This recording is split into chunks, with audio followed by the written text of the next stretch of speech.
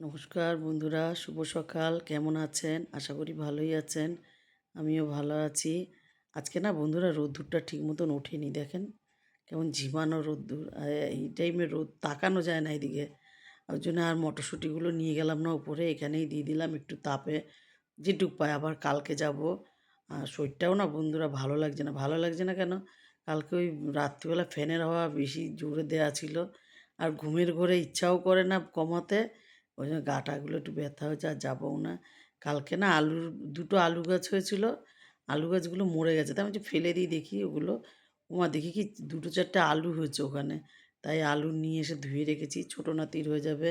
গেছিলাম স্বর্ণজয়ন্তী টাকা দিতে, এই যে আসার সময় একটু সয়াবিন নিয়ে এসেছি। আর লিকুইড দুধ যখন না থাকে তখন হেবি অসুবিধা হয়, এর জন্য একটু গুঁড়ো দুধ নিয়ে আসলাম আমুলের। আর এখানে এগুলো 10 টাকা করে পাতা। আর 4টে ডিম নিয়ে এসেছি।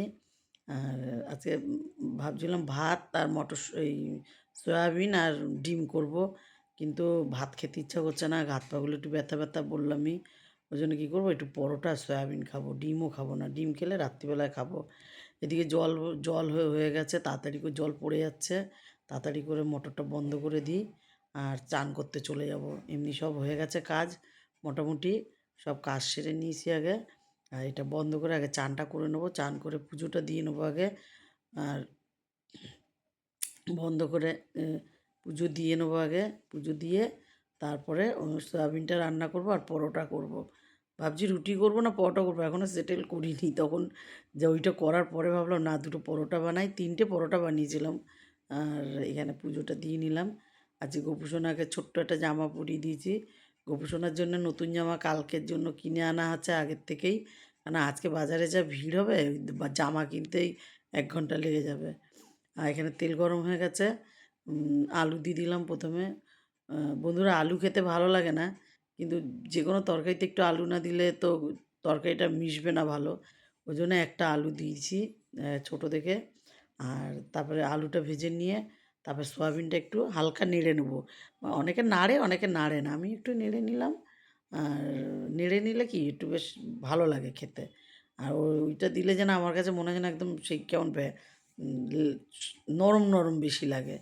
যাই হোক, এখানে একটু মশলা করে নিয়েছি, একটু পেঁয়াজ, রসুন আর আদা আর কাঁচা লঙ্কা দুটো মিক্সিতে পিষে নিয়ে একটু ধনের গুঁড়ো, জিরের গুঁড়ো, লঙ্কার গুঁড়ো, হলুদের গুঁড়ো আর একটু লবণ নিয়ে নিয়েছি। খালি কড়াইতে দিয়ে দেবো জিরে ফোড়ন আর তেজপাতা। তারপরে ওই মশলাটা দিয়ে দেবো। রান্না একদম সহজ, সাদামাটা রান্না। মশলাটা দিয়ে দিলাম আর মিক্সি ধুয়ে বাটি ধুয়ে একটু জল দিয়ে দিলাম। ব্যাস এই হয়ে গেল। এটা কষা হলেই দিয়ে দেবো আলু আর সয়াবিন, তারপরে হয়ে যাবে তরকারিটা। এদিকে আটাও মেখে নিয়েছি আমি তাড়াতাড়ি করে। আটা মেখে পরোটা করে নেবো। পরোটা করে নিয়ে তারপরে খেয়ে নেবো। খেয়ে রেস্ট নেবো একটু, কেননা সন্ধেবেলা আবার একটু যাবো ঠাকুরের একটু মিষ্টি ফুল এসব আনতে। দেখেন 3টে পরোটা করব। 3টে পরোটা করে নেবো।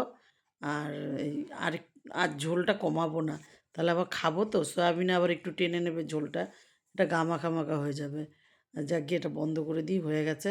আর এদিকে রুটিটা করে নেবো, করেই খেয়ে রেস্ট নিয়ে সন্ধে দিয়ে রেডি হয়ে গেলাম। যাবো একটু বাজারে। কোনো অনুষ্ঠানের আগের দিন বাজারে যেতে ভয় লাগে, এত ভিড় হয় বন্ধুরা। আর কি জানি মধ্যমগ্রামেই মনে হয় এত ভিড় হয়, আমি জানি না কোথায় কি হয়। আগে গেলাম চশমার দোকানে, চশমাটা নিয়ে নিলাম আগে, কেননা আচ্ছা ফোন করেছিল। চশমাটা নিয়ে নিলাম, নিয়ে তারপরে যাব বাজারে একটু। বাজার থেকে যাব, রং কিনবো। কি রঙের দোকানে আগে লাইন দিতে হবে, তারপরে রং কেনা। এ দেখেন আমার আগে এরা রয়েছে, এদের হবে তারপরে। 6 রকম অল্প অল্প করে রং নিয়ে নিয়েছি।